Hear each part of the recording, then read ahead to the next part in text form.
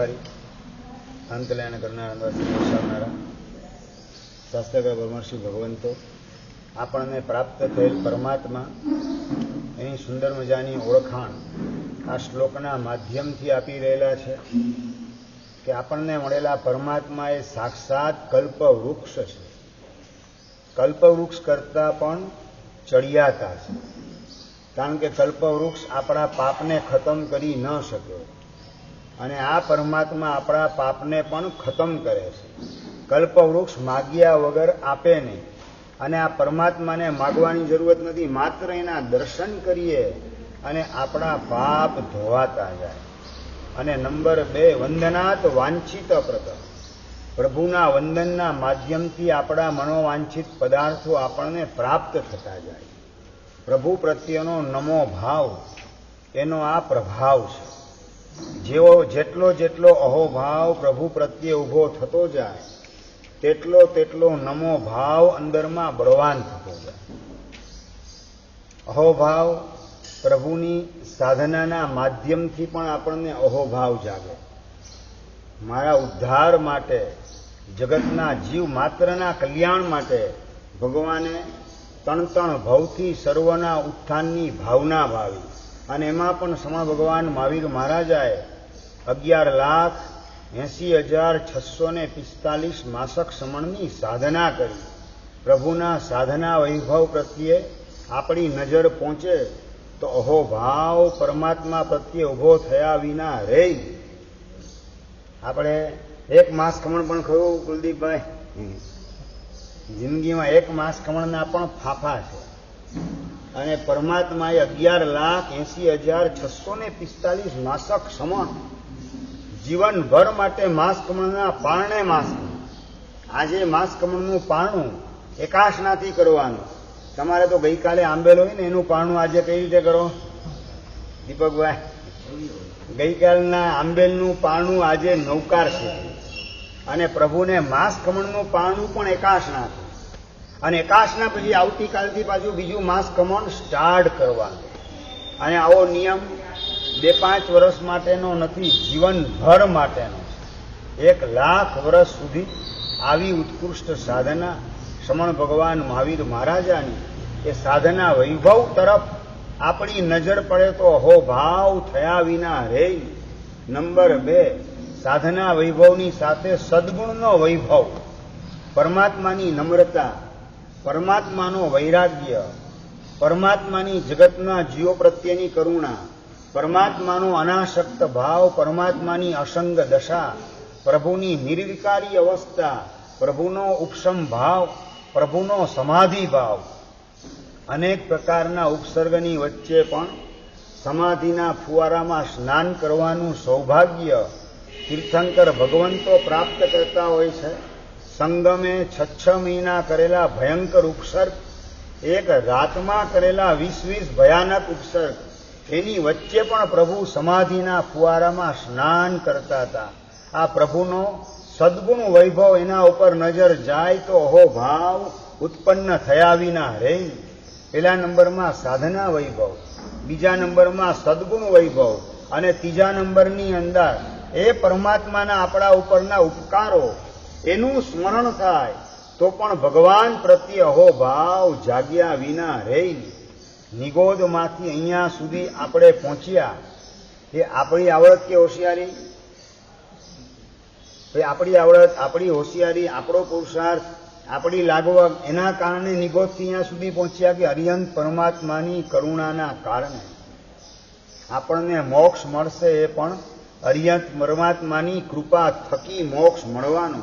હા, આપણે આપણી જાતને પ્રભુની કૃપા ઝીલવાને અનુકૂળ બનાવવી પડે. આપણે પુરુષાર્થ અવશ્ય કરવાનો છે, પરંતુ મોક્ષ મળશે તો આપણા પુરુષાર્થથી કે પરમાત્માની કૃપાથી?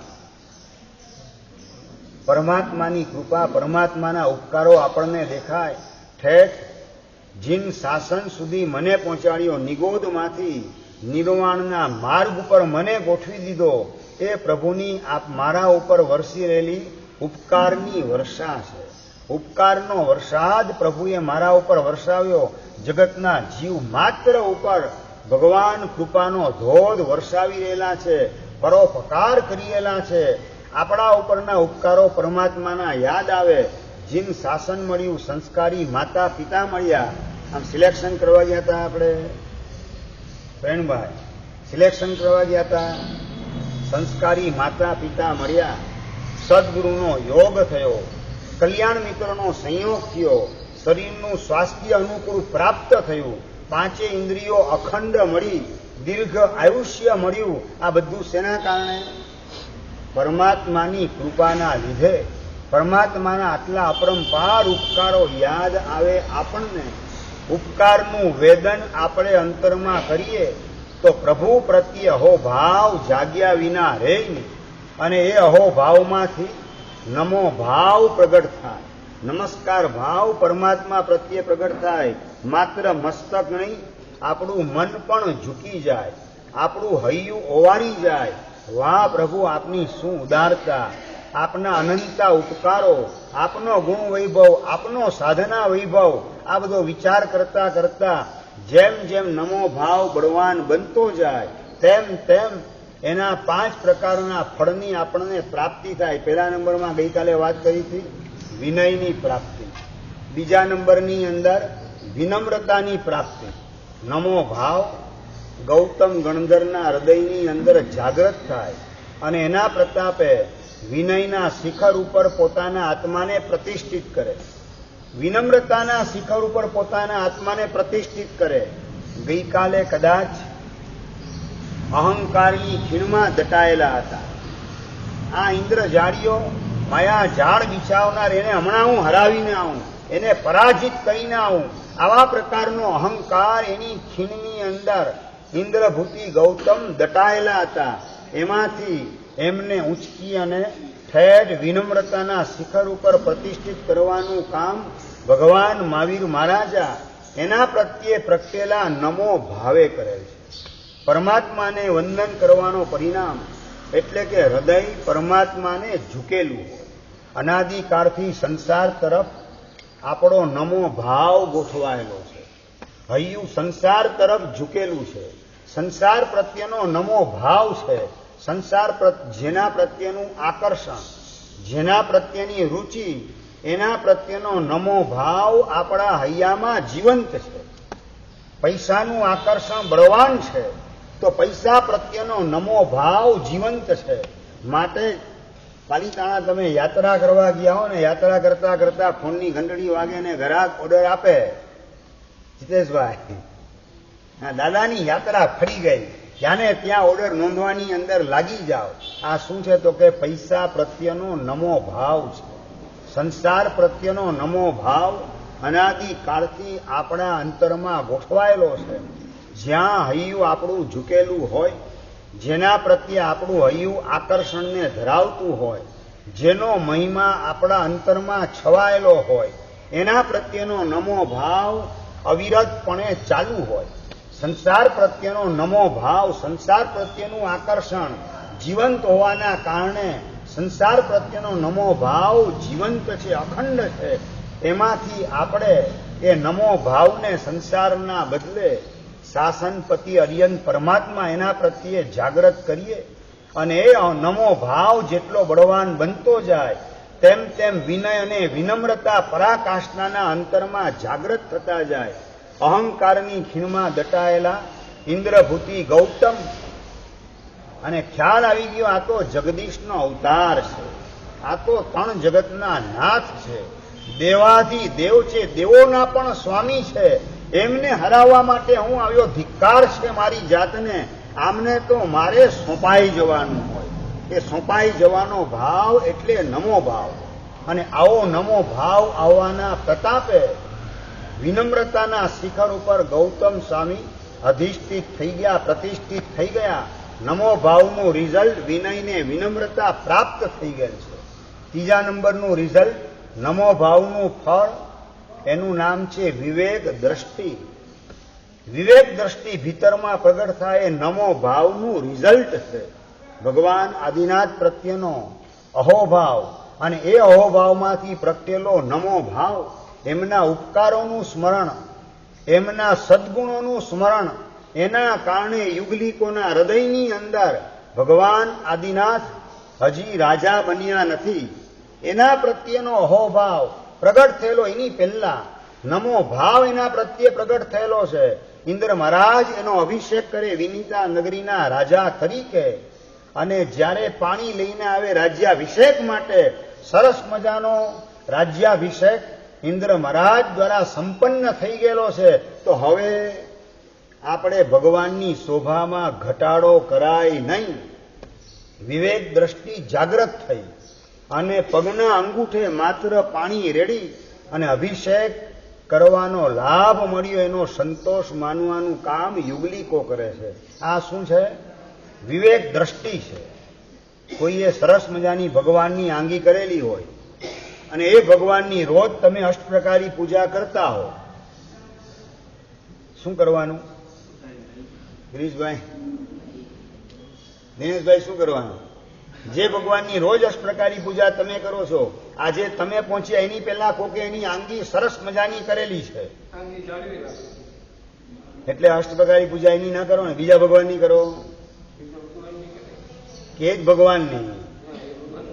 હું તો આ જ ભગવાનની રોજ કરું છું એટલે હું આ ભગવાનની કરવાનું. મેરું સુખે શિખર નવરાવે એમ કહીને બધું ધોઈ નાખવાનું. અને આંગી કરવાની પાછી તમને ફુરસત ન હોય, આંગી કરવાનો રસ ન હોય, આંગી કરવાનો ઉત્સાહ ન હોય, આંગી કરવાની આવડત ન હોય, અને છતાં કોઈ કે ઉલ્લાસથી કરેલી પરમાત્માની આંગી હું તો આ ભગવાનની રોજ અષ્ટપ્રકારી પૂજા કરું એટલે હું તો કરવાનો જ. આ શું એ જડતા છે, વિવેક દ્રષ્ટિનો અભાવ છે. ભગવાન પ્રત્યે નમો ભાવ ખરા અર્થમાં પ્રગટ થયેલ નથી. અહમ ભાવ પરમાત્માની પૂજાની અંદર પણ ઘણાને ગોઠવાયેલો છે. હું જ આ ભગવાનની પૂજા કરું, હું પહેલી પૂજા કરું, આ ભગવાનની અષ્ટપ્રકારી પૂજા હું જ કરું, હું જ આ કરું ને હું જ તે કરું. આ અહમ ભાવ ભગવાનની પૂજામાં ભક્તિમાં પણ ગોઠવાયેલો હોવાના કારણે વિવેક ચક્ષુ એ આવરાતા જાય છે, બિડાઈ જતા હોય છે.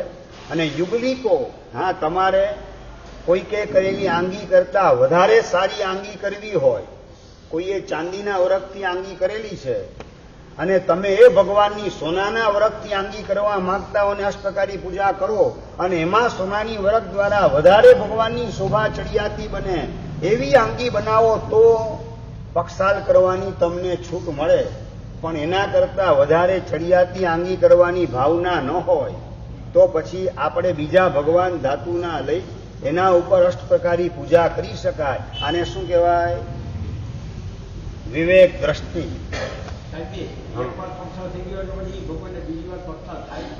અષ્ટપ્રકારી પૂજા જે રોજ કરતા હોય તો ધાતુના ભગવાન, એના ઉપર અષ્ટપ્રકારી પૂજા બીજી વાર પણ પક્ષાલ કરીને કરી શકાય. મૂળનાયક ભગવાનને આરસના ભગવાન જે ગોઠવાયેલા હોય એની આપણે જે રેગ્યુલર પૂજા થતી હોય અભિષેક વગેરે જે સમયે એ મુજબ થાય, રાબેતા મુજબ. પણ જેને અષ્ટપ્રકારી પૂજા કરવાની ભાવના છે અને વિધાન છે મધ્યાહન કાળની પૂજાનું, મધ્યાહન કાળ સમયે 11:30-12 વાગે દેરાસરમાં આવે અષ્ટપ્રકારી પૂજા કરવાનો નિયમ હોય તો ધાતુના ભગવાનને લઈ એના ઉપર અભિષેક કરવાનું, અષ્ટપ્રકારી પૂજા કરવાનું કામ ફરીથી એ કરી શકે. પણ એ કે હું મૂળનાયક ભગવાન ઉપર અષ્ટપ્રકારી પૂજા કરું તો એ ન ચાલે. આનું નામ વિવેક દ્રષ્ટિ. મધ્યાહન કાળની પૂજાનું વિધાન છે અને હું 11:30-12 વાગે પૂજા કરવા જાઉં, બધા ભગવાનની પૂજા થઈ ગયેલી છે તો હું મારા નિયમનું પાલન કરવા માટે ધાતુના એક ભગવાનને સાઈડમાં લઈ થાળીમાં બિરાજમાન કરી એના ઉપર પક્ષાલ વગેરે કરી અષ્ટપ્રકારી પૂજા કરું તો એ વ્યાજબી છે, યોગ્ય છે. આ એ વિનય છે, એ પ્રભુની એક પ્રકારની ભક્તિ છે. પણ મૂળનાયક ભગવાનના પક્ષાલમાં તમે ગોઠવાઈ જાઓ, હું તો 12 વાગે મૂળનાયક ભગવાનનો પક્ષાલ કરવું તો એ બિલકુલ વ્યાજબી ન ગણી શકાય. એટલે આવી વિવેક દ્રષ્ટિ અંતરમાં જાગૃત થવી જોઈએ. મહાત્માના રોજ તમે પગ દબાવવા માટે આવતા હો પ્રતિક્રમણ પછી, અને મહાત્મા જે છે આજે વિશેષ પ્રકારનો પરિશ્રમ હોવાના કારણે થાકી ગયા, વિશ્રામ કરેલા કરતા હોય, સંતારામાં નિદ્રાધીન થયેલા હોય, શું કરવાનું? રક્ષિતભાઈ, કુલદીપભાઈ, શું કરવાનું?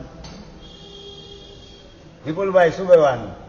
મારા સાહેબના પગ દબાવવાની અંદર જોડાઈ જાઉં. હું તો રોજ મારા સાહેબના પગ દબાવવાનું કામ કરું છું. મારા સાહેબ ભલે ઊંઘી ગયા હોય, મારે મારો લાભ જવા દેવો નથી. આ વિવેક દ્રષ્ટિનો અભાવ કહેવાય. મહાત્મા નિદ્રાધીન થયેલા છે, થાકેલા છે, શ્રમિત છે. હું રોજ એની ભક્તિ કરું છું, પણ આજે નિદ્રાધીન થયેલા છે. દૂરથી આપણે મથેણંદામી ત્રિકાળવંદના કહી અને આપણે રવાના થઈ જઈએ. આનું નામ વિવેક દ્રષ્ટિ છે. આજે આરાધનાઓ ઘણી બધી વધી છે, પરંતુ આરાધનાની પાછળ વિવેક દ્રષ્ટિ ઉઘડવી જોઈએ. એના બદલે વિવેક દ્રષ્ટિ એ બિડાઈ જતી હોય છે, ખલાસ થઈ જતી હોય છે. વિવેક દ્રષ્ટિ રવાના થતી હોય છે. કરે અઠ્ઠાઈ, અને અઠ્ઠાઈનું પારણું ક્યાં ભરતભાઈ? હોટલની અંદર અઠ્ઠાઈનું પારણું રાખવાનું. આ વિવેક દ્રષ્ટિ શૂન્ય એવી આરાધના છે. અઠ્ઠાઈ કરી સારી વાત છે, અઠ્ઠાઈ પરમાત્માની આજ્ઞા મુજબ કરી, પણ અહોભાવ ભગવાન પ્રત્યે જાગેલો હોય. પ્રભુ આપની કૃપા થકી અઠ્ઠાઈની આરાધના નિર્વિઘ્નપણે ઉલ્લાસ ઉમંગથી પરિપૂર્ણ થઈ. ભગવાન આપની કૃપા મારા ઉપર વરસી રહેલી છે એવો સ્વીકાર કરીએ અને હૈયું આપણું પરમાત્મા પ્રત્યે ઝૂકે, તો પ્રભુની આજ્ઞા પાડવાના પરિણામ ભીતરમાં સહજ રીતે જાગવા માંડે. જે પ્રભુની 28 શેના માટે કરી ગિરીશભાઈ? 28 શેના માટે કરી? પ્રભુની આજ્ઞા પાડવા માટે 28 કરી. હવે હોટલની અંદર પારણાનું આયોજન કરો, ભગવાનની આજ્ઞાનું પાલન થાય કે ભગવાનની આજ્ઞાનું ખંડન થાય? જે ભગવાનની આજ્ઞા પાડવા માટે 28 કરવું, એ જ ભગવાનની આજ્ઞાનું ખંડન હોટલમાં પારણા કરવા દ્વારા મારા દ્વારા કઈ રીતે થઈ શકે? અંદરમાં વિવેક દ્રષ્ટિ જાગૃત થાય, ઓટોમેટિક પારણા ઘરે ગોઠવાઈ જાય. હોટલની અંદર બુકિંગ કરાવવાનું પારણા માટે સપનામાં પણ શક્ય શ્રાવક માટે બની શકે નહીં. એને કહેવાય વિવેક દ્રષ્ટિ. કલ્પસૂત્ર અને બારસા સૂત્ર ઘરે લઈ જાય, રાત્રિ જગો કરે, ભક્તિ ભાવના ગોઠવે, અને ભક્તિ ભાવના પછી દીપકભાઈ, ભક્તિ ભાવના પછી બધાને ચા પાણી ને ચેવડો ને પેંડો આ બધું જમાડવાનું ખવડાવવાનું કામ કરો. આ શું છે? વિવેક દ્રષ્ટિનો અભાવ છે. ભગવાન પ્રત્યેનો અહોભાવ જાગૃત થયેલો નથી. જે ભગવાને જીવનભર માટે રાત્રિ ભોજનનો ત્યાગ કર્યો, છેલ્લા ભાવમાં તો કર્યો, આગલા ભાવમાં જ્યારે મનુષ્ય તરીકે હતા, છેલ્લાથી ત્રીજા ભાવમાં સંયમી સાધના કરી, ત્યારે પણ રાત્રિ ભોજનનો ત્યાગ કર્યો. એટલું જ નહીં, રાત્રિ ભોજન એ નરકે જવાનો હાઈવે છે, નેશનલ હાઈવે. આના ઉપર હે જગતના કોઈ પણ જીવો તમે પગ મૂકતા નહીં, ડગલું માંડતા નહીં. આવા પ્રકારની ઘોષણા આ પરમાત્માએ કરી છે. તો એ પરમાત્માના કલ્પસૂત્ર અને બારસા સૂત્ર કે પારણું વગેરે ઘરે લાવી અને એ નિમિત્તે ચા ચેવડો ને પેંડો બધાને ખવડાવવા દ્વારા, રાત્રિ ભોજનનું પાપ કરાવવા દ્વારા એ ભગવાનની આજ્ઞાને કચડવાની ભૂલ આપણા દ્વારા કઈ રીતે થઈ શકે? પારણું ઘરે લાવો છો, 50,000 કે લાખ મણ એની ઉછામણી બોલી અને ઘરે પારણું લાવવાનું કામ કરો. મહાવીર જન્મ વાંચનના દિવસે કલ્પસૂત્ર અને બારસા સૂત્ર ઘરે લાવવાનું કામ કરો. એ ભગવાન પ્રત્યેનો અહોભાવને આદર ભાવ, પણ એના પછી નમો ભાવ, એટલે કે હૈયું ઝૂકવું જોઈએ કે પ્રભુ આપની એકો એક આજ્ઞા પાડવા જેવી છે, અને કમસે કમ આખો સંઘ ભગવાન આપની આજ્ઞા તોડવાની અંદર જોડાય એવી ભૂલ તો મારા દ્વારા ન જ થવી જોઈએ.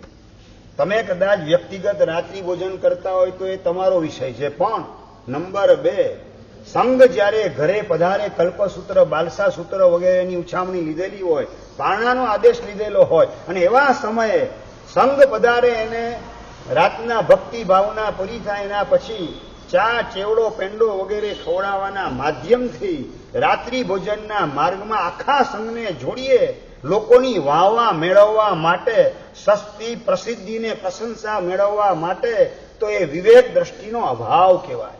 પરમાત્માની ભક્તિ નથી. સાચા અર્થમાં ભક્તિ એને કહેવાય જેની સાથે વિવેક દ્રષ્ટિ જોડાયેલી. ઘણા યાત્રા માટે પણ લઈ જતા હોય છે દિનેશભાઈ. યાત્રા કરવા માટે ક્યાં નાગેશ્વર, કુવસગરમ દુર્ગ વગેરે જેસલમેરની યાત્રા કરવા માટે બસ કાઢે, યાત્રા કરાવવાનું કામ કરે. પણ નંબર 2, બસની અંદર ચોવિયારની વ્યવસ્થા કેટલી હોય? જીતેશભાઈ, એક પણ જગ્યાએ રાત્રિ ભોજનનું પાપ મારે કોઈને પણ કરાવવું નથી. સંગ તમે બસનો કાઢતા હોય એ વખતે જેના નામ લખો એ વખતે એની પાસે તમે સૂચના મોકલી દો કે ના મોકલી દો કે બરફનું પાણી યાત્રા દરમિયાન વાપરવાની સખત મનાઈ છે. રાત્રિ ભોજન બિલકુલ કરાવવામાં આવશે નહીં. તમે કરતા આવશો તો તમને અધવચ્ચેથી ઘર ભેગા કરી દેવામાં આવશે. આવા અભક્ષ વગેરે, બટેટા ડુંગળી લસણ વગેરે કે હોટલની આઈટમ વગેરે યાત્રા દરમિયાન કોઈએ પણ વાપરી શકાશે નહીં. અને અમને સમાચાર મળશે તો તત્કાલ એને વિદાય આપવામાં આવશે. આવી નોંધ મૂકો કે ના મૂકો? અપૂર્વભાઈ, આવી નોંધ તમે જેને તમે મફતમાં યાત્રા કરાવો છો, એક બસ ને 2 બસ કઢાવવાનું કામ કરો છો, તમે છેક જેસલમેર લઈ જતા હો, ઉવો સગરમ, દુર્ગ કે નાગેશ્વર વગેરે યાત્રા માટે લઈ જતા હો, શેના માટે લઈ જાઓ? પુણ્ય ભેગું કરવા કે પાપ ભેગું કરવા? પુણ્ય ભેગું કરવા. અને એ જ યાત્રાની અંદર રાત્રિ ભોજન તમે કરાવો એટલે પુણ્ય ભેગું થાય કે પાપ ભેગું થાય? બરફના ઠંડા પાણી પીવડાવવાનું કામ કરો, આઈસ્ક્રીમ ખવડાવવાનું કામ કરો, હોટલની અંદર જમાડવાનું કામ કરો અને હોટલમાં જમવાની છૂટ આપવાનું કામ કરો. આ બધા દ્વારા પુણ્યનો સંચય કે પાપનો ઢગલો ભેગો થાય. યાત્રા કરાવો છો પરમાત્માની આજ્ઞા પાળવા માટે, અને રાત્રિ ભોજન તમે કરાવો એટલે યાત્રા કરતા કરતા ભગવાનની આજ્ઞા કચડાતી જાય છે. મારે જેની આજ્ઞા પાળવા માટે હું સંગ કાઢું છું, યાત્રા પ્રવાસનું આયોજન કરું છું, એની જ આજ્ઞા તોડવાનું પાપ મારા દ્વારા કઈ રીતે થઈ શકે? આવી વિવેક દ્રષ્ટિ ભીતરમાં પ્રગટ થાય તો સમજવાનું કે ભગવાન પ્રત્યેનો નમો ભાવ, નમસ્કાર ભાવ અંતરમાં જાગૃત થયેલો છે. ભગવાન પ્રત્યે હૈયું ઝૂકેલું હોય એટલે ભગવાનની એકોએક આજ્ઞા પાળવા જેવી લાગે, કચડવા જેવી નહીં. હું આજ્ઞા નથી પાળી શકતો, વ્યક્તિગત ધોરણે મારી લાચારી છે. તમે કદાચ જોને તોની ભાષામાં બટેટા ડુંગળી લસણ ખાતા હોય તો તમારી વ્યક્તિગત લાચારી છે. પણ નંબર 2, યાત્રા પ્રવાસની અંદર તમે બટેટાનું શાક ખાવાનું આયોજન ગોઠવો, એ હરગીઝ ચાલી શકે નહીં. આ વિવેક દ્રષ્ટિ ભીતરમાં જાગૃત જોઈએ. અને જેમ જેમ ભગવાન પ્રત્યે નમો ભાવ આવતો જાય, સાચા અર્થની અંદર ભગવાનનો સાધના વૈભવ, સદગુણ વૈભવ ને પરમાત્માના ઉપકારો એને યાદ કરીને અહોભાવ જાગે, હૈયું આપણું ઝૂકે, તો પ્રભુની આજ્ઞા પાળવાના પરિણામ સહજ રીતે જાગૃત થતા જાય. હું યાત્રા પ્રવાસ કઢાવવાના માધ્યમથી પ્રભુના દિલની બહાર તો ફેંકાઈ રહેલો નથી ને. ઘરે પારણાનો આદેશ લઈને ભગવાન મહાવીર મહારાજાને પધરાવું છું, સંગ પધારે રાતના મારા ઘરે, અને બધાને રાતના સમયે ચા પીવડાવવા દ્વારા, ચેવડો ને પેંડો ખવડાવવા દ્વારા આ ભગવાનના દિલમાંથી મારું સ્થાન નીકળી જાય એવા પ્રકારની ભૂલ તો કરતો નથી ને. આ અંદરમાં વિવેક દ્રષ્ટિ જાગે તો નમો ભાવ, નમસ્કાર ભાવ અંદરમાં સાચા અર્થમાં આવેલો છે એમ સમજવાનું. 3જા નંબરનું ફળ આ યુગલિકોને પ્રાપ્ત થયેલું હતું, નમો ભાવ, ભગવાન પ્રત્યેનો અહોભાવ. એના કારણે ભગવાનની રાજ્યાભિષેકની પ્રક્રિયા પૂર્ણ થયા પછી પોતે આવ્યા, થોડા લેટ પડેલા છે, ખ્યાલમાં આવી ગયું. ભગવાનની શોભા આપણા દ્વારા ઘટે એવી ભૂલ આપણે કરાય નહીં, એવો અહંકાર આપણે પોસાય નહીં કે ના અમે તો ઉપરથી અભિષેક કરશું. હુ આર યુ ઇન્દ્ર મહારાજ, તમને કોણે ડાપણ કરવાનું કીધું હતું? આવા પ્રકારનો અહંકાર ભાવ લાવવાના બદલે વિનમ્ર ભાવ લાવી અને 2જા નંબરની અંદર વિવેક દ્રષ્ટિની અંદરમાં પ્રગટાવી ભગવાનના જમણા પગના અંગૂઠે પાણી રેડી રાજ્યાભિષેક કર્યાનો સંતોષ માનવાનું કામ યુગલિક લોકો કરે છે. એટલે યુગલિકોને વિવેક દ્રષ્ટિ પ્રાપ્ત થઈ એ પરમાત્મા પ્રત્યેના નમો ભાવના પ્રભાવે. 1લા નંબરમાં વિનય, 2જા નંબરમાં વિનમ્રતા, 3જા નંબરમાં વિવેક અને 4થા નંબરની અંદર વિમલ બુદ્ધિ એ પરમાત્મા પ્રત્યેના નમો ભાવનું ફળ છે. પ્રભુની દેશના સાંભળવા જિંદગીમાં પહેલી વખત આવેલી વ્યક્તિ, પોતાના પિતાજીની સાથે આવેલી વ્યક્તિ, અને પોતાના પિતાજી ચક્રવર્તી જે 6 ખંડનું સામ્રાજ્ય છે એમની પાસે, સામ્રાજ્ય પિતાજીનું ઠાઠમાઠ, દેવોનો વૈભવ, 16,000 દેવતાઓ પિતાજીની સેવામાં છે.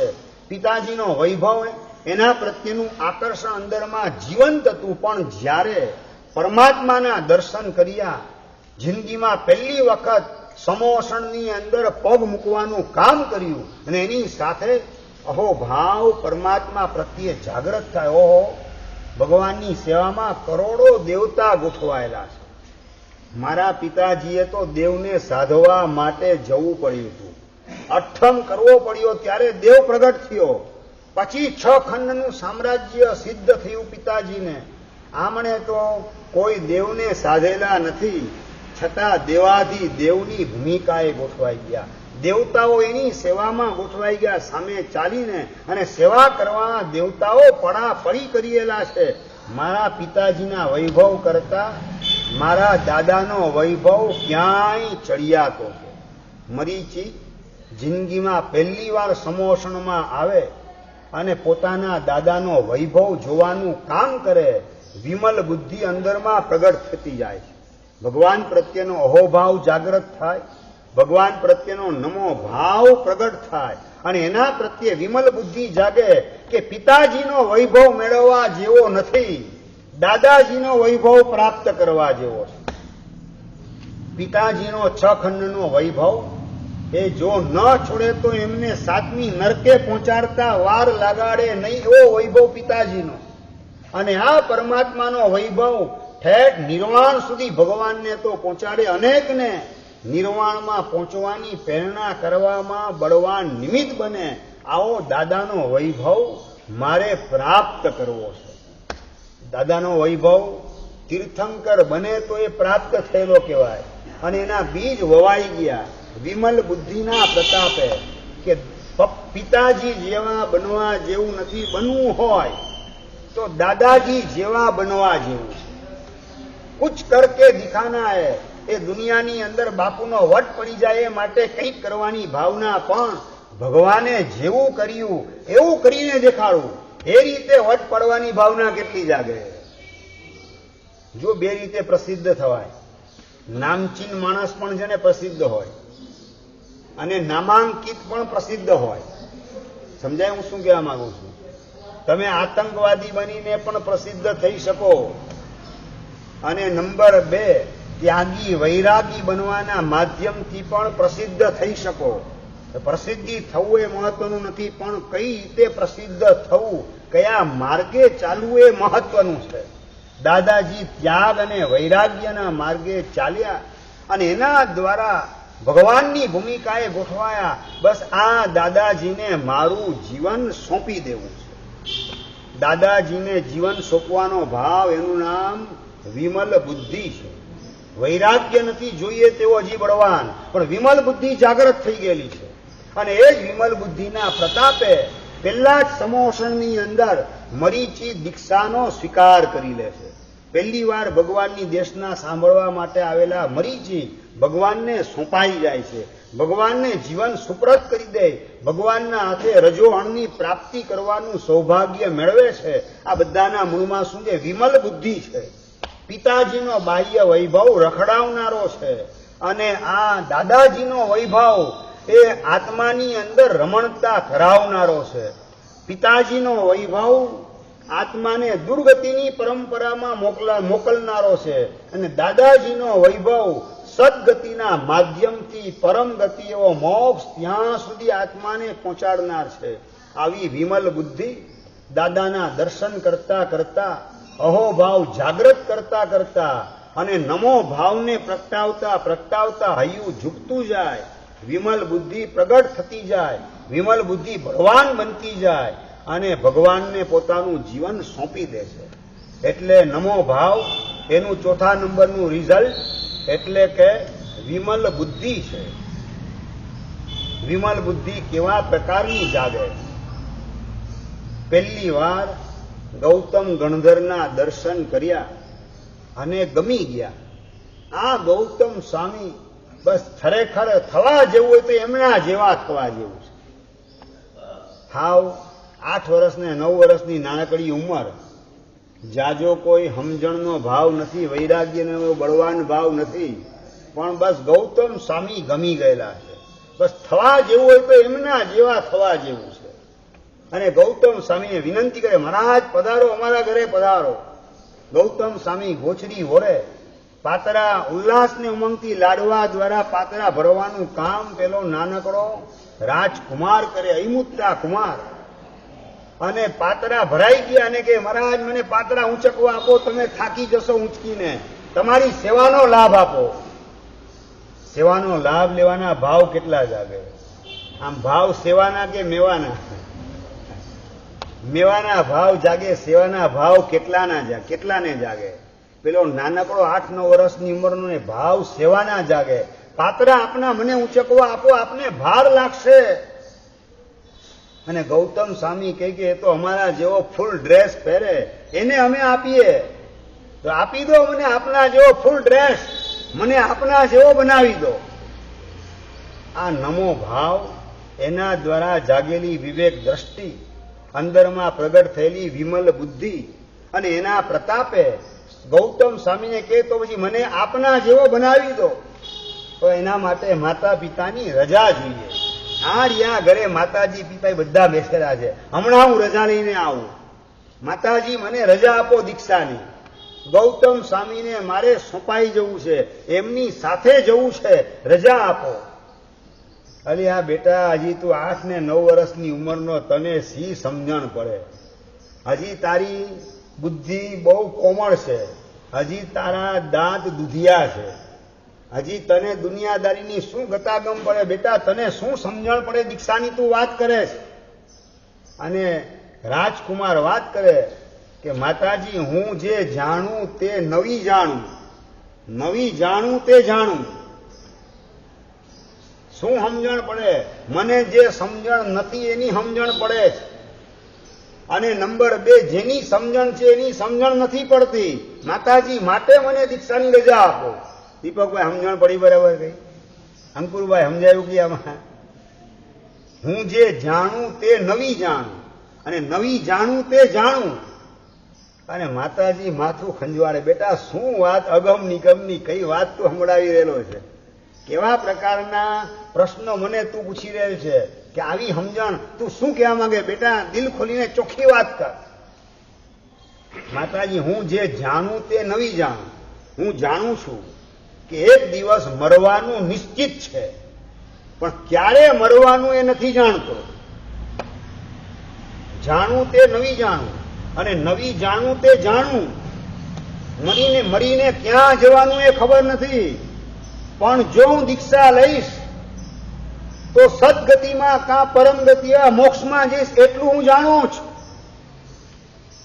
હવે 8 વર્ષની ઉંમરે આ સમજણ મળે. 8 ને 58 સુધી પહોંચી ગયા. આવી સમજણ કેટલી ગિરીશભાઈ? 58 ને 68 અને 80 ને 82 ને 84 વર્ષ, આ ઉંમરે પણ આ સમજણ ખરી કે નહીં? મરવાનું નિશ્ચિત છે જાણવું, પણ ક્યારે જવાનું એ ખબર નથી, ક્યાં જવાનું એ ખબર નથી. પણ જો સાધના કરી સંયમની તો 100% સદગતિમાં કાં મોક્ષમાં જવાનો, બીજે ક્યાંય મારે જવું નહીં પડે. આવા પ્રકારની વિમલ બુદ્ધિ અયમુત્તા રાજકુમારના અંતઃકરણમાં જાગૃત થઈ ગઈ. ગૌતમ ગણધર પ્રત્યેનો નમો ભાવ, એમના પ્રત્યેનો નમસ્કાર ભાવ, એમના પ્રત્યે હૈયું ઝૂકેલું હતું, એના પ્રતાપે આવી વિમલ બુદ્ધિ અંદરમાં તત્કાલ પ્રગટ થઈ ગઈ. તમે સાંભળેલા એવા વ્યાખ્યાન અયમુત્તા મુનિએ સાંભળેલા હશે ગિરીશભાઈ? જેટલા તમે વ્યાખ્યાન સાંભળ્યા એટલા વ્યાખ્યાન અયમુત્તા કુમારે સાંભળેલા હશે વિપુલભાઈ? જબરજસ્ત પુણ્યનો હજી પણ પાછો પુણ્ય ઉપર ભરોસો છે. હૈયું ઝૂકી ગયો હો ભાવથી, નમસ્કાર ભાવ તારક સ્થાન પ્રત્યે જગાડી દીધો. આના પ્રતાપે એનું ઠેકાણું પડ્યું. એમણે કરેલો સમ્યક પુરુષાર્થ, ગુરુના અંદર રહેલા ગુણોના દર્શન, એમની પોતાના પ્રત્યેની કરુણાનો સ્પર્શ, આ બધાનું વેદન કરવામાં ગોઠવાયો. નમસ્કાર ભાવ જાગૃત થયો તાત્વિક રીતે. એના કારણે આ વિમલ બુદ્ધિ પ્રગટ થઈ. હજુ સુધી હજી મારા હૈયામાં તારક સ્થાન પ્રત્યેનો નમસ્કાર ભાવ અહોભાવ જાગ્રત થતો નથી, માટે મારું ઠેકાણું પડતું નથી. હા, એટલે ભારે કરવી કહીને છટકી જવું છે. ભારે કરવી કહેશો એટલે સજાની અંદર ઘટાડો થઈ જવાનો છે. છૂટવું આપણે આપણી જાતને બાંધી છે, આપણે આપણી જાતને છોડાવવાની છે. ગુરુ મહારાજ તો બધું કહી રાખે, આપણે જેમ કરતા એ કરે રાખવાનું. આ અંદરનો અહંકાર ભાવ, સોંપાઈ જવાનો ભાવ નહીં, સમર્પણ ભાવ નહીં, શરણાગતિનો ભાવ બિલકુલ નહીં, અંદરમાં પડેલો અહંકાર ભાવ, એના જ કારણે આપણે રખડી રહેલા છીએ. આવી સમજણ આપણી પાસે આવે તો એ વિમલ બુદ્ધિ છે.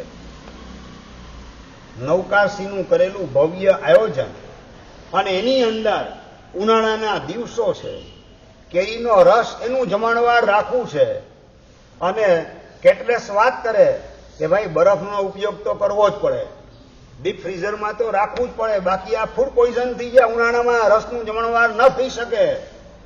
ના, ગુરુ મહારાજની ઈચ્છા છે કે ડીપ ફ્રીઝરમાં મૂકવાનું નહીં, બરફનો ઉપયોગ કરવાનો નહીં. એના વગર આખા સંઘની નવકારસિંહની અંદર કેરીનો રસ જમાડવાનો. કેટલેસ કે પોસિબલ છે જ નહીં, સારું તો બીજા પાસે જાઓ, ત્રીજા પાસે જાઓ. સાચું, તમારા મનમાં કયો ભાવ જાગે એ વખતે? ભરતભાઈ, ગુરુ મહારાજે વાત કરેલી છે કે ભાઈ કેરીના રસમાં બરફનો ઉપયોગ નહીં કરવાનો, ડીપ ફ્રીઝરમાં મૂકવાનો નહીં રસને. વિચાર શું આવે દિનેશભાઈ? ગુરુ મહારાજ તો બધું કહે રાખે બધું, પણ હવે ગુરુ મહારાજને થોડી ખબર પડે કે આ બધું ઉનાળાની અંદર બરફ વગર કઈ રીતે કેરીનો રસ જમાડાય. બે પાંચ માણસને હજી જમાડાય, પણ આ 1200 માણસનું જમણવાર કરવું હોય, સ્વામી વાત્સલ્યની નવકારસિંહનું આયોજન, આખા મોરબીના તમામ સંઘોના ભાવુકો એને જમાડવા હોય તો થોડું જમાડી શકાય બરફ વગર. બુદ્ધિ તમારી કઈ દિશામાં કામ કરે? આ જ દિશા કે બીજી દિશા? હા, દાખલો બેસાડ્યો, પણ એ બેસાડનારની યાદીમાં મારું નામ મારે લગાવવો જ. આવો ભાવ તમને કેટલો જાણવા એટલું જ માગું છું. મને ખ્યાલ છે કે દાખલો બેસાડવામાં આવેલો છે અઠવાડિયા પહેલા, પણ એને સલાહ આપનારા કેટલા હતા? મહારાજ તો બધું કહી રાખે. મહારાજ માટે છે ને થોડું એક તપેલી રસ બરફ વગરનો કાઢી રાખજો, એ મહારાજને ખબર નહીં પડે. આખા સંઘને જે છે ને બરફ વાળો રસ વપરાવાનો. આવી સલાહ આપનારા પણ દિલીપભાઈ ધોળકિયાને હતા, આ સંઘના સભ્યો. દિલીપભાઈ ધોળકિયાએ કરાવેલી નવકારસિંહ, પણ ગુરુ મહારાજની ઈચ્છાથી વિરુદ્ધ ચાલવું નથી. નવકારસિંહ શેના માટે કરાવવાની છે? પુણ્યાનુબંધી, પુણ્યની પ્રાપ્તિ માટે. અને નંબર 2, ગુરુ મહારાજની ઈચ્છાને ઓવરટેક કરી બરફનો ઉપયોગ કરવા દ્વારા પુણ્યાનુબંધી પુણ્ય મળે કે પાપાનુબંધી પાપ ગોઠવાઈ જાય. મારે પુણ્ય બાંધવાની જગ્યાએ પાપ બાંધવું નથી. ગુરુ મહારાજની પધરામણી નિમિત્તે શ્રી સંઘની અંદર નવકારસિંહનું આયોજન કરું છું. એ ગુરુ મહારાજની પધરામણીની ખુશાલી નિમિત્તે, તો એ ગુરુ મહારાજના દિલને દુભાવવાની ભૂલ મારાથી થઈ શકે નહીં. એકના બદલે બીજા કેટલેસ પાસે, ત્રીજા કેટલેસ પાસે જવાનું અને સલાહ આપનારા પાસે. આપણા જ સંજ્ઞા મળે ભાગશાળી. મહારાજને કઈ ખબર ન પડે, મહારાજને શું ખબર પડે કેટલા વિશે શું થાય? ફૂડ પોઈઝન થઈ જાય, તમારું નામ બગડશે, તમારું નામ ખરાબ થશે, મહારાજને કઈ ખબર નહીં પડે. એમના માટે અલગ વ્યવસ્થા કરી દેજો પૈણભાઈ. આ બધી સલાહ સૂચન આપનારા એના હૃદયમાં તારક સ્થાન પ્રત્યેનો અહોભાવ જાગેલો છે કે અહમ ભાવ ગોઠવાયેલો છે? અહોભાવ કે અહમ ભાવ? હમ કરે સો કાયદા. ગુરુ મહારાજને ક્યાં આવતી ખબર ન પડે, એમનો આ વિષય ન કહેવાય, એ બધો વિષય આપણો કહેવાય. આને કહેવાય અહમ ભાવ. દિલીપભાઈ ધોળકિયાએ આ દાખલો બેસાડવાનું કામ કર્યું કે બરફના ઉપયોગ વગર, ડીપ ફ્રીઝરમાં મૂક્યા વગર ઉનાળાના દિવસોમાં કેરીનો રસ નવકારસિંહના જમણની અંદર આપી શકાય છે. આવો દાખલો બેસાડવાનું કામ કર્યું. એ શક્ય ક્યારે બન્યું? અંદરમાં વિમલ બુદ્ધિ પડેલી હોય તો શક્ય બને. ગુરુ મહારાજની ઈચ્છાને ઓવરટેક કરવાની ભૂલ મારે કરવી નથી. બધા લોકો જે કહેવું હોય તે કે એક વખત નહીં, 5 વખત માર્ગદર્શન લેવા માટે મારી પાસે આવેલા હતા. સાચું બોલો, તમે કદાચ ઉલ્લાસની ઉમંગથી સંગ જમણ વગેરેનું આયોજન કરો, એનું મેનુ ગુરુ મહારાજને દેખાડવા જાઓ કે ન જાઓ? પ્રવીણભાઈ, જાવું પડે, જાઓ કે ન જાઓ? શૈલેષભાઈ, જાઓ કે ન જાઓ? ગુરુ મહારાજનો ક્યાં વિષય છે? વિષય આપણો છે. ઉનાળાની અંદર કચોરી વપરાવાની અને કચોરીની ચટણીની અંદર ખજૂર નાખેલો હોય, એ ઉનાળાની અંદર ખજૂરનો ઉપયોગ કઈ રીતે ભાઈ થઈ શકે? ગુરુ મહારાજ પાસે આ મેનુ લઈને ગયા હોય તો ગુરુ મહારાજ માર્ગદર્શન આપે. એ ગુરુ મહારાજને પોતાની ભાવતી આઈટમ ગોઠવવાનો આદેશ કરે એમ? દિનેશભાઈ, તમારી બુદ્ધિ કઈ દિશામાં કામ કરે? હા, પાપથી બચાવવા માટે, પરમાત્માની આજ્ઞા સારી રીતે પાળી શકાય માટે, અને બીજાને નબળો દાખલો મારા નિમિત્તે મળે નહીં એ માટે મારે ગુરુ મહારાજને મેનુ બતાવી દો. આટલી આઈટમ સાહેબ રાખેલી છે, આમાં કઈ સાવધાની રાખવાની હોય તો મને જણાવો.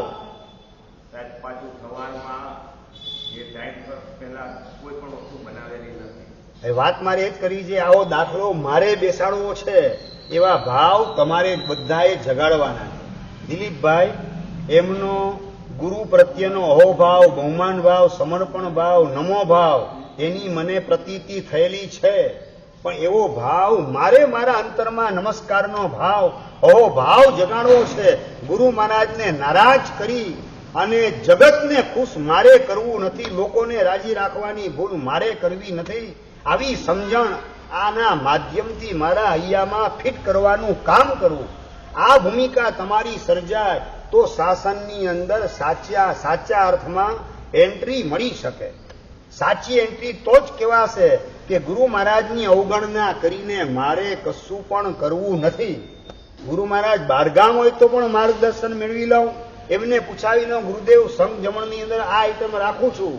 ઘણી જગ્યાએ બાસુંદી રાખેલી હોય અને આગલા દિવસની બાસુંદી, ભરતભાઈ, આગલા દિવસની બાસુંદી અને આખા સંઘને રાતવાસી બાસુંદી જમાડવાની, રાતવાસી ગુલાબ જાંબુ આખા સંઘને વપરાવવાના. આ બધું શું છે તો કે અહમ ભાવ અંદરમાં ગોઠવાયેલો છે.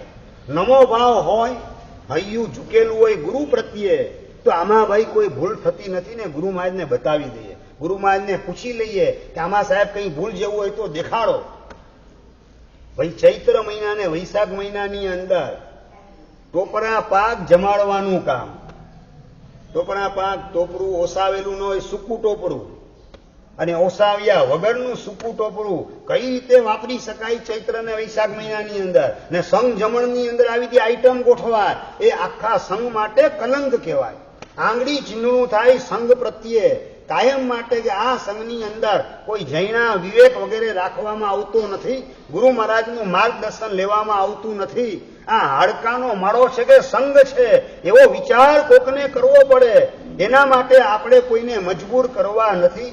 વિવેક દ્રષ્ટિ વાપરી વિમલ બુદ્ધિને અંદરમાં પ્રગટાવી ગુરુ મહારાજનું માર્ગદર્શન લઈ એમના માર્ગદર્શન મુજબ બધું આયોજન શ્રી સંઘની અંદર કરવું છે. આવી વિમલ બુદ્ધિ ક્યારે આવે? નમો ભાવ તારક સ્થાન પ્રત્યે પ્રગટ થાય તો. જ્યાં સુધી તારક સ્થાન પ્રત્યે નમો ભાવ ન આવે, હૈયું ઝૂકે નહીં અહો ભાવથી, ત્યાં સુધી આ બધા વિચાર આવવા દુર્લભ છે. વિવેક દ્રષ્ટિ પણ ઢંકાઈ જાય અને વિમલ બુદ્ધિ પણ ગાયબ થઈ જાય અને હમ કરે સો કાયદા એવી નાદિરશાહીને તાનાશાહી એને અજમાવવાની અંદર જીવ ગોઠવાઈ જતા વાર લાગે નહીં. આવું મારી અને તમારી સાથે ભૂતકાળમાં અનંતી વાર થયેલું છે. મેં અને તમે ભૂતકાળમાં આવી ભૂલો અનેક વાર કરી છે. હવે આ ભવની અંદર આવી ભૂલ કરવાનો ભોગ આપણે બનવું નથી. આ અંદરની અત્યારે જાગૃતિ આવે એને કહેવાય વિમલ બુદ્ધિ. અને 5મા નંબરનું ફળ છે નમો ભાવનું 5મું ફળ, એટલે વૈરાગ્ય ભાવ એ નમો ભાવનું ફળ છે. ભગવાન મહાવીર મહારાજા પ્રત્યે હૈયું સતત ઝૂકેલું હતું. રિદ્ધિ સિદ્ધિમાં આરોટવા છતાં પણ મારા માલિક ભગવાન મહાવીર મહારાજા છે. આવો ભાવ હૃદયની અંદર જીવંત રાખેલો હતો. દેવતાએ રિદ્ધિ સિદ્ધિ સમૃદ્ધિની અંદર આરોટવા છતાં અને જ્યારે ખબર પડી કે મારા માથે માલિક આ શ્રણિક છે, સાલીભદ્રને ભદ્રા માતા બૂમ પાડીને બોલાવે, બેટા સાલી નીચે ઉતાર. માતાજી શું કામ? ક્ષણિક આવે છે. એ માતાજી અત્યાર સુધી કોઈ પણ વેપારી કોઈ પણ માલ લઈને આવે, ઘઉં, બાજરો, ચોખા, કાપડ, દાગીના, ક્યારેય ભાવતોલ માટે મને પૂછાયું નથી. જે હોય તે આ ભાવતાલ નક્કી કરી અને ખરીદી કરીને મૂકી દો, કોઠારની અંદર રાખી દો એને. શું વાત કરે? સૈનિક આવે છે, કરિયાણું સમજે સૈનિક ને. હા ચલો જીતેશભાઈ, તમારા કરતા કોમન સેન્સ સાલી બધાની ઓછી હશે ને?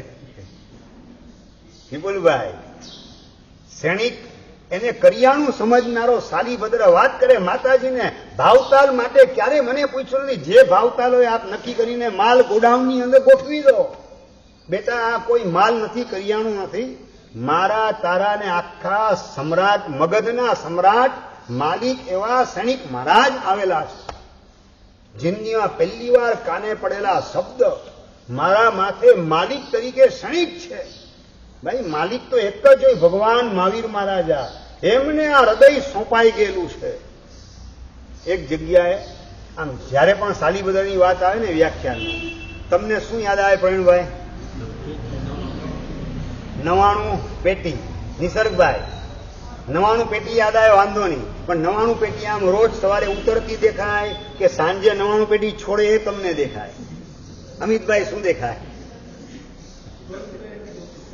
ભાઈ ઉતરતી પેટી દેખાય કે છોડતો હોય, સાંજ પડે 99 પેટી છોડી દે એ દેખાય? શું દેખાય દીપકભાઈ? હા, ઉતરતી દેખાય છે, છોડે છે દેખાતો નથી. મતલબ સાલીભદ્રના ભોગ વિલાસ એના તરફ તમારી નજર છે. સાલીભદ્રના ત્યાગ અને વૈરાગ્ય તેના તરફ તમારી દ્રષ્ટિ હજુ સુધી પહોંચેલી નથી. ક્ષણિક મારો માલિક, મારા માથે માલિક, પહેલી વાર શબ્દ સાંભળ્યો અંદરમાં ચહલ પહલ મચી ગયેલી છે, ખળભળાટ શરૂ થઈ ગઈ છે. માલિક તો એકમાત્ર મહાવીર મહારાજા, બીજા કોઈ મારા માથે માલિક જોઈએ નહીં. પણ માલિક એટલા માટે બન્યા કારણ કે હું સંસારમાં રહેલો છું. આ સંસારમાં રહ્યો એટલે મારા માલિક એ થયા. બાકી એના મને મારામાં ફરક છે શું? નીચે ઉતરે સાલીભદ્રને મંથન ચાલે છે.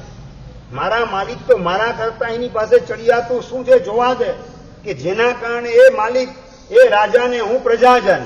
નીચે ઉતરે સાલીભદ્રને જોવાનું કામ કરે, નખશીખ ક્ષણિકને જોવાનું કામ કરે. મારી જેમ એમને પણ 2 હાથ છે, 3 હાથ કે 4 હાથ નથી. મારી જેમ 2 પગ છે અને 4 પગ નથી, 3 પગ નથી. મારી જેમ એક જ માથું છે, 2 માથા નથી. 2 જ આંખ છે, 3 કે 4 આંખ નથી, 2 જ કાન છે. બધું મારા જેવું, છતાં એ રાજાને હું પ્રજા, એ માલિક અને હું એનો સેવક. ન ભૂતો ન ભવિષ્યથી. આવું નહીં, મારા માથે માલિક એકમાત્ર મહાવીર મહારાજા. અંદરમાં વૈરાગ્ય ભાવ પ્રગટ થાય અને એક એક પત્નીનો ત્યાગ કરતો જાય સાલીભદ્ર. તારક સ્થાન પ્રત્યેનો અહોભાવ, ભગવાન મહાવીર મહારાજા પ્રત્યેનો નમો ભાવ, હૈયું ઝૂકેલું હતું ભગવાન મહાવીર મહારાજાના ચરણોની અંદર. એના જ પ્રતાપે એક એક પત્નીનો રોજે રોજ ત્યાગ કરવાની અંદર સાલીભદ્ર ગોઠવાઈ જાય. અને એના જ બનેવી ધન્નાજી, એને સાલીભદ્રની બેન સુભદ્રા નવડાવતી હતી અને નવડાવતા આંખમાંથી આંસુના ટીપા પડે. ઉનાળાના દિવસો, ઠંડા પાણીથી સ્નાન કરવાનું, અચાનક ગરમ સ્પર્શ થયો ગરમ પાણીના ટીપાનો, અને ધન્નાજી પાછળ જુએ, સુભદ્રા રડતી હોય. એની રડે જ કેમ? મારો ભાઈ સાલીભદ્ર રોજ એક એક પત્નીનો ત્યાગ કરી દીક્ષા લેવાનો એ સંકલ્પ કરી બેસેલો છે. મારા ભાઈના ત્યાગનો વિચાર કરતા કરતા આંખમાંથી આંસુ નીકળે કે મારો ભાઈ સંસારને અલવિદા કરીને ટૂંક સમયની અંદર દીક્ષા લેવાનો. કેટલી પત્ની? 32. મેં 32 પત્નીની વાત કરી ને. ગોરેગામ ચોમાસું હતું મારું મુંબઈની અંદર.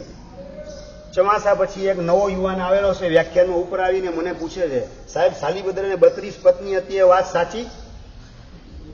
કીધું કે હા સાચી વાત, શાસ્ત્રમાં લખેલું છે. તો નંબર 2, સાલીભદ્ર સુખી હતા, એ પણ વાત સાચી? મેં કીધું શાસ્ત્રમાં એ પણ લખેલું છે. ના સાહેબ, તો એ સુખી નહીં હોય 32 પત્ની હોય તો. અમારે એક છે ને એક. આગળ મારે બોલવું નથી હવે. એક છે તો પણ તકલીફ પાર વગરની 32 સુખી કઈ રીતે?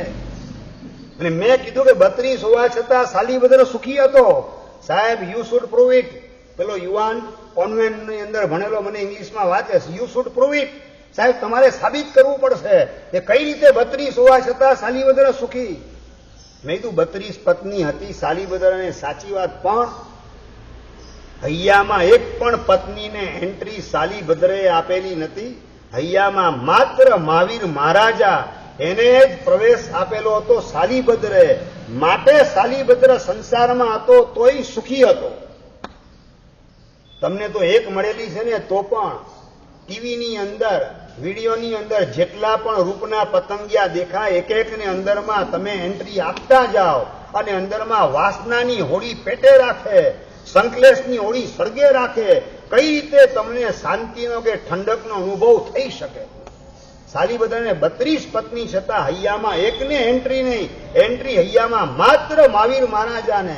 બીજી એન્ટ્રી કોઈની માલિક તરીકે જોઈએ નહીં. અને ક્ષણિક માલિક તરીકે એક એક પત્નીનો ત્યાગ કરે જ માનો ભાઈ. અરે તારો ભાઈ બાયલો કહેવાય. છોડવી હોય તો એકી સાથે 32 ને છોડવાની. અને સુભદ્રા બોલે ધન્નાજીને, બોલવું સહેલું છે, સ્વામી કરવું બહુ અઘરું છે. વચને કા દરિદ્રતા, બોલવામાં ક્યાં તકલીફ? એમ નાતા નાતા ધન્નાજી ઉભા થઈ ગયા. તો લો આ તમને આઠેયને છોડી અને હમણાં નીકળું ભગવાન મહાવીર મહારાજાની પાસે દીક્ષાનો સ્વીકાર કરું. 8 પત્નીઓ ત્યાગ કરી અને ધન્નાજી નીકળી પડ્યા. મગધની અંદર રાજગૃહી નગરીમાં બનેલી આ સત્ય ઘટના.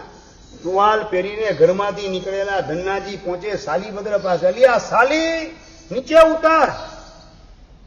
બનેવીનો અવાજ સાંભળીને સાલીભદ્ર ઝરૂખામાંથી મોઢું દેખાડે. 7મા માળની હવેલી ઉપર ગોઠવાયેલો સાલીભદ્ર ધન્નાજીને જુએ છે, ટુવાલ પહેરેલો. કેમ? અલિયા નીચે ઉતાર. છોડવી હોય તો એક એક પત્ની છોડાય કે 32 એકી સાથે છોડી દેવાની હોય? અને સાલીભદ્રને ટકોર લાગી ગઈ. વૈરાગ્ય જાગ્રત થઈ ગયો.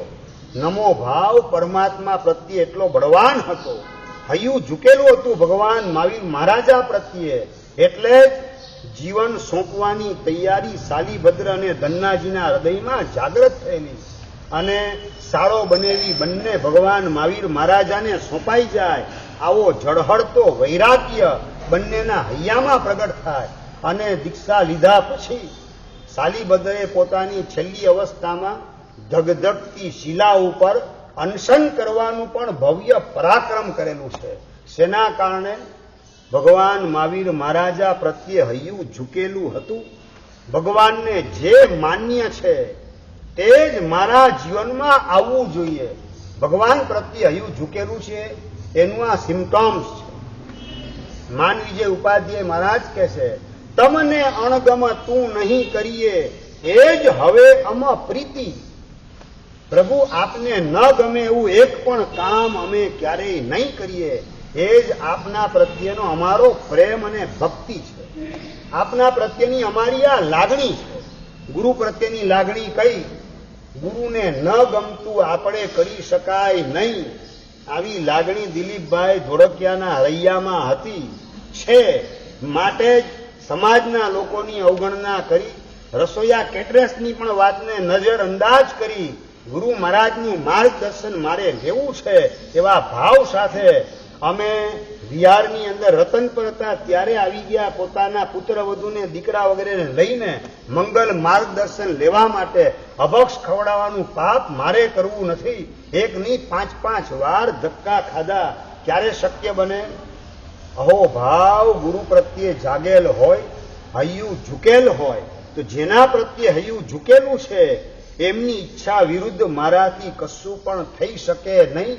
આવી વિમલ બુદ્ધિ સહજ રીતે પ્રાપ્ત થાય અને એ જ વિમલ બુદ્ધિમાંથી વૈરાગ્ય ભાવ પ્રગટ થાય. આ નમો ભાવ એના 5 ફરજંદ છે, 5 સંતાન છે, 5 ફળ છે. પહેલા નંબરમાં વિનય, બીજા નંબરમાં વિનમ્રતા, ત્રીજા નંબરની અંદર વિવેક, ચોથા નંબરમાં વિમલ બુદ્ધિ અને 5મા નંબરમાં વૈરાગ્ય ભાવ. વાંછિત વંદનાત વાંછિત પ્રદ, દર્શન માત્રથી દુરિતનો ધ્વંસ પાપનો નાશ કરે અરિયન પરમાત્મા, અને વંદન કરવાના માધ્યમથી મનોવાંછિત વસ્તુની પ્રાપ્તિ થાય. મનોવાંછિત એવો મોક્ષ મેળવવા માટે સોંપાઈ ગયા શાલીભદ્ર ભગવાન મહાવીર મહારાજાને, મરીચી સોંપાઈ ગયા ઋષભદેવ પરમાત્માને, અને ગૌતમ સ્વામી સોંપાઈ ગયા ભગવાન મહાવીર મહારાજાને. વાંછિતની પ્રાપ્તિ ગૌતમ સ્વામીને થઈ, મોક્ષની અંદર ગોઠવાઈ ગયા. ભગવાન પ્રત્યેનો જેટલો વંદનનો ભાવ બળવાન બનતો જાય તેમ તેમ મનોવાંછિત બધું પ્રાપ્ત થતું જાય.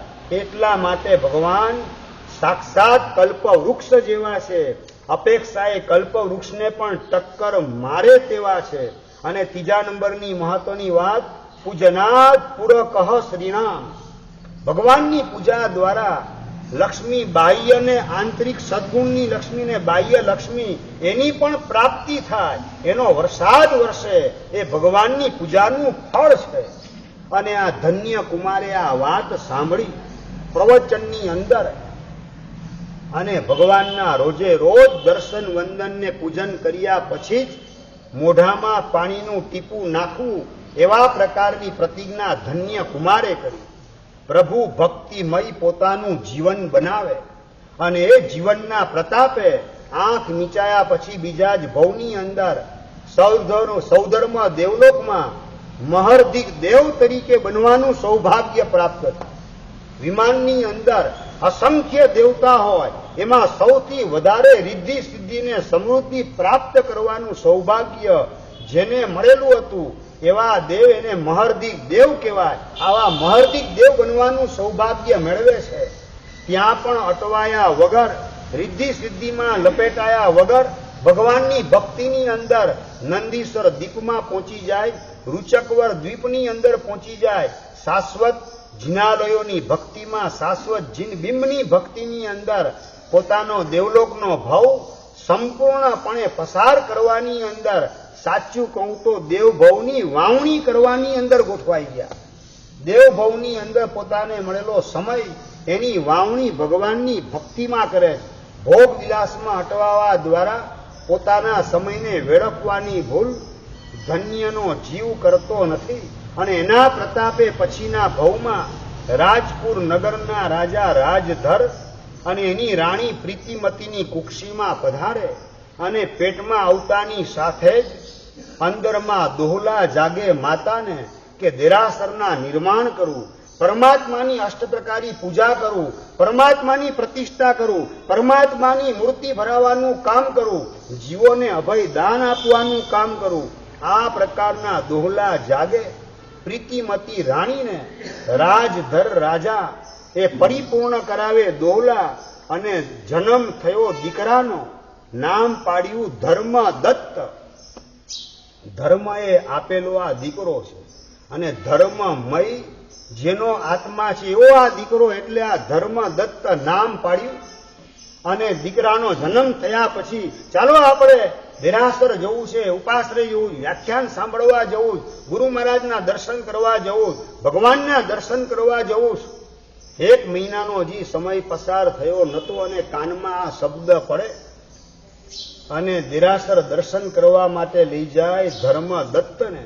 ભગવાનના દર્શન કરતા કરતા રાજીનો રેડ થઈ જાય. ભગવાનના દર્શને જાતિસ્મરણ જ્ઞાનની પ્રાપ્તિ થાય. માત્ર 1 મહિનાની ઉંમરે જાતિસ્મરણ જ્ઞાનની પ્રાપ્તિ, અને ત્યાંને ત્યાં જ અભિગ્રહને ધારણ કરે છે. ભગવાનના દર્શન જે દિવસે ન થાય એ દિવસે પાણી પણ મોઢામાં નાખવાનું નહીં, માતાનું દૂધ પણ પીવાનું નહીં. આવો અભિગ્રહ. કેટલી ઉંમર? 1 મહિનાની ઉંમરે ધર્મદત્ત આ અભિગ્રહને ધારણ કરે છે. ભગવાનના દર્શન વગર પાણીનું ટીપું નહીં, દૂધ નહીં, ખોરાક નહીં. અને નંબર 2, 3 મહિનાની ઉંમર થઈ. કેટલા? 3 મહિનાની ઉંમર, ત્યારે અભિગ્રહ લીધો. ભગવાનની પૂજા વગર મોઢામાં પાણીનું ટીપું નાખવાનું નહીં. અને એના આ અભિગ્રહની પ્રશંસા ઠેઠ દેવલોકની અંદર ઇન્દ્ર મહારાજ કરે છે. અને આ પ્રશંસાના લીધે શું એનું રિએક્શન આવે છે ગંભીર, એ આજે તો સમય નથી. એની બહુ ગંભીર વાત અગરે વર્તમાન જોબ શું રિઝલ્ટ આવે છે ઇન્દ્ર મહારાજ પ્રશંસા કરે છે અને ધર્મ દત્તના જીવનની અંદર કેવા પ્રકારની પરીક્ષાઓ ગોઠવાય છે એની ગંભીર વાત અગરે વર્તમાન જોગ જીનાજ્ઞા મિચ્છા